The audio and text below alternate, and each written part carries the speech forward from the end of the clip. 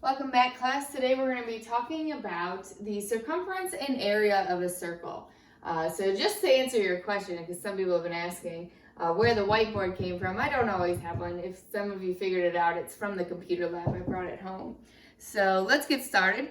The circumference of a circle is the distance around the circle. So circumference is a special word for perimeter. We know that the perimeter of a rectangle or triangle is the sum of all the sides. However, a circle doesn't necessarily have sides, so it has its own word for the distance around, and that's going to be the circumference, okay? The diameter is the distance across a circle through its center. So I can first label the center of my circle here, and the diameter is the distance that goes all the way across, okay? As opposed to the radius, which is only the distance from the center to any point. So I'll make the radius green. It only goes halfway.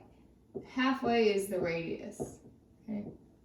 So if radius is half and the diameter is the whole, then it's safe to say that the diameter, okay, is 2 times the radius, right? Or if I want to solve for the radius, then I could divide both sides by 2, and I could say, or the radius is equal to the diameter divided by 2. Okay. The circumference of a circle is equal to 2 pi r. 2 pi r. And actually, the circle is where that number pi comes from. I'm going to make another video of how to discover pi, so check out for that video if you're interested. And the area of a circle is going to be pi r squared. Pi r squared here. Okay. So now that we have our two formulas, let's get started with an example. Let's look at this first example. We're asked to find the distance around the circle. Around is going to be the key word here because we have two formulas. We have one for the circumference, which is the distance around the circle, and we have one for area, which is for the space that is inside the circle. So when we see this keyword around, that indicates to us that we need to be using the circumference formula. We want the distance around the circle here, okay? So the circumference is equal to 2 times pi times r. But in the problem, it did not give us the radius. We've been given the diameter. The diameter is the total distance across the circle through the center. The radius is only going to be half of that. So to find the radius, I can take my diameter of 170 and divide it by 2, which will leave me with 85 kilometers. Now I can plug the radius into my circumference formula. The circumference is equal to 2 times pi times 85. Okay. To ensure accuracy, multiply the numbers first. Remember the commutative property of multiplication? It doesn't matter in which order you multiply numbers. 5 times 1 is 5, and 1 times 5 is also 5. So we can multiply the numbers first. 2 times 85. And so the circumference is going to be equal to 170 times pi. Now, I need you to understand that for your homework, in order to get these problems correct, I want you to use pi is equal to 3.14. Okay? Use the value 3.14. So if you're using a calculator, you could type this into your calculator as 170 times 3.14. Okay?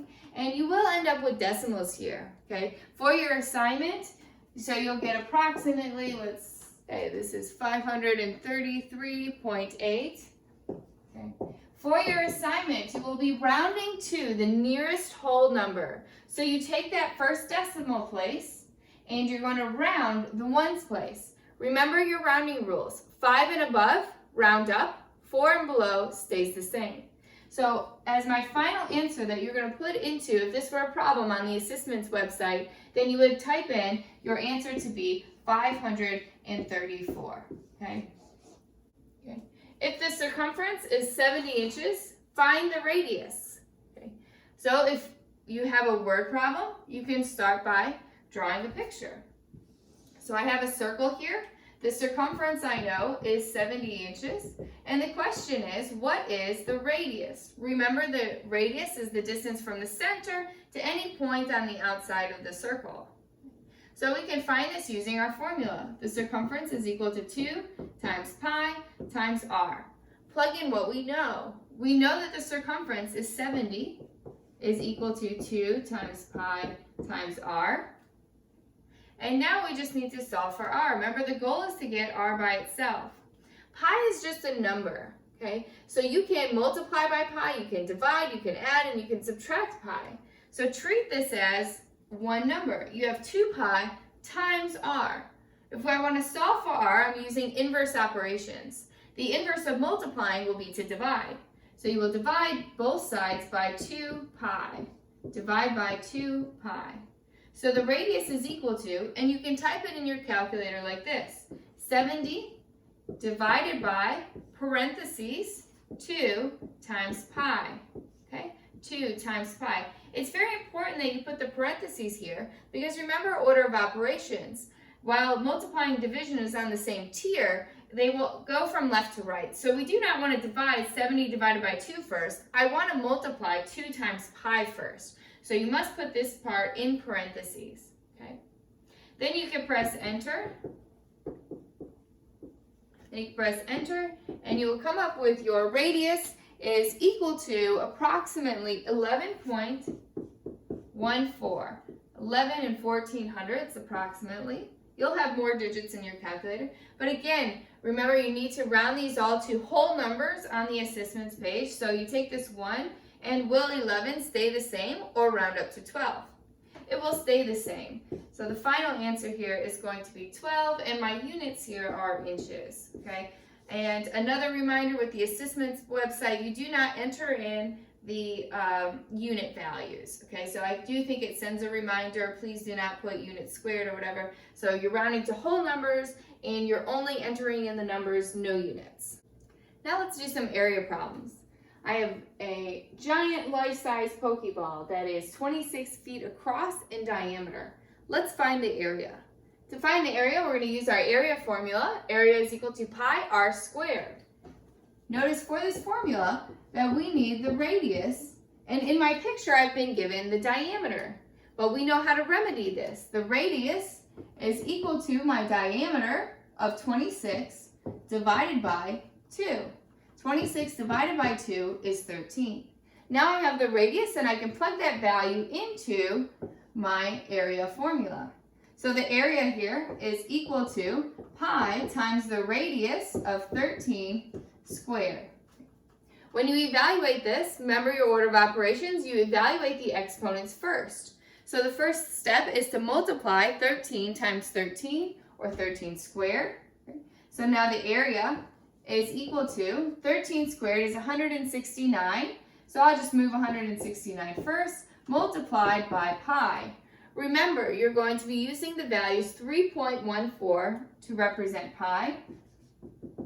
169 times 3.14. Now I know that you have a pi button on your calculator, but in order for your answers to be correct on the assessments website, I'd like for you to use the value 3.14 instead of the pi button on the calculator. Okay, so when you type this in, the area is 169 times 3.14, then you'll get your value of 530 and 0.66 or 66 hundredths. Remember, we're going to round to the nearest whole number. So the final answer here would be 531 feet. And remember, area is square units. So 531 feet squared. And the next example of the area this time is 72 millimeters squared.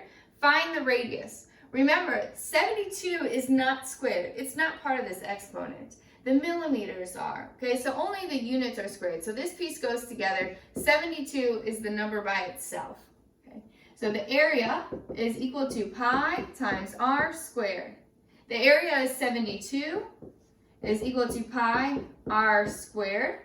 Now I want to get r by itself. So in order to get r by itself, let's first remove the pi.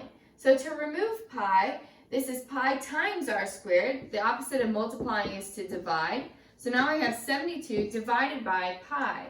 Okay? So let's rewrite this now. I have r squared is equal to 72 divided by, and instead of pi, I can use 3.14. Okay? 72 divided by 3.14. Now, I don't want r squared. I want the square root of I want just plain r. And the opposite of squaring a number is to take the square root. So you'll need to take the square root of both sides.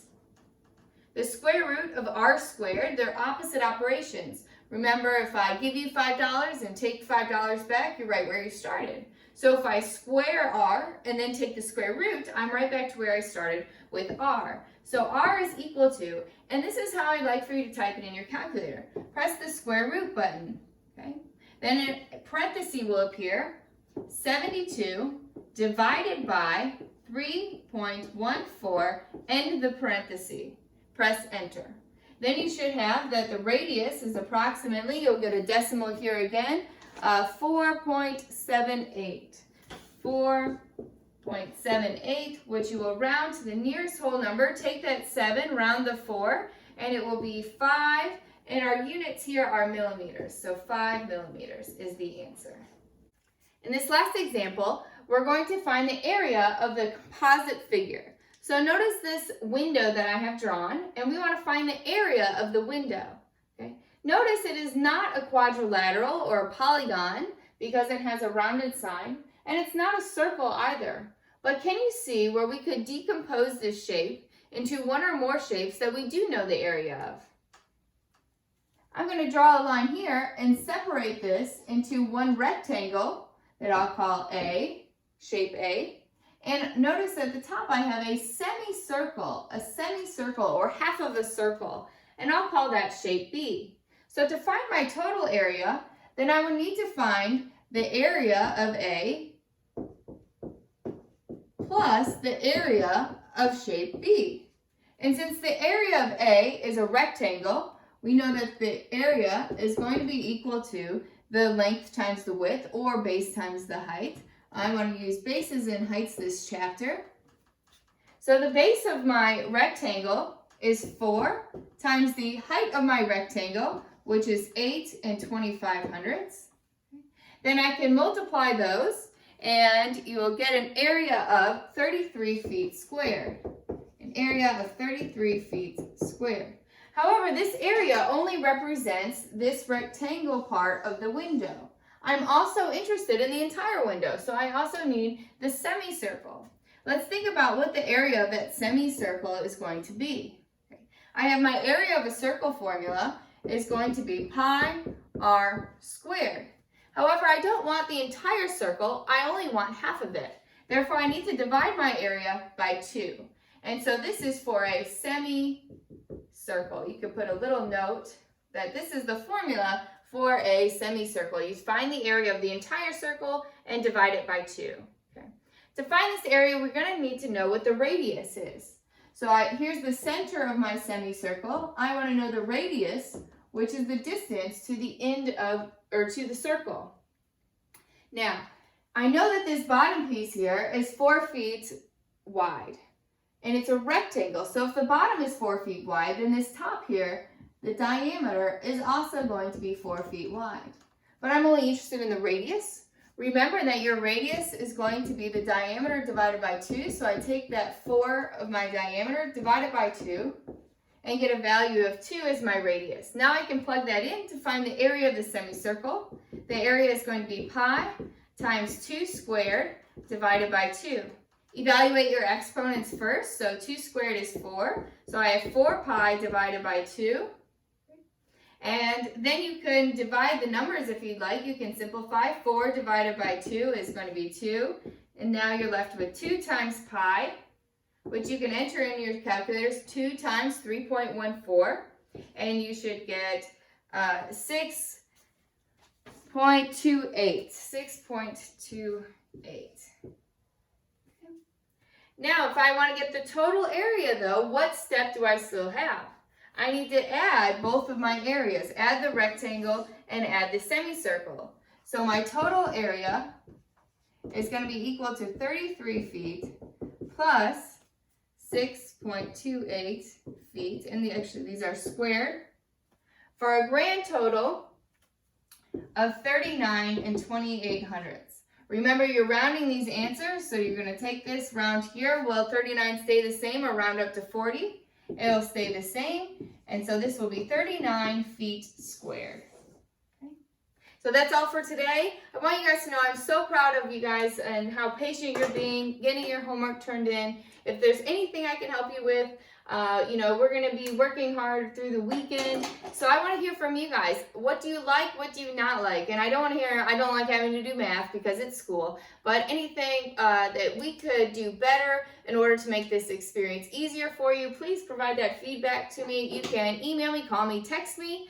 And have a good weekend. Bye-bye.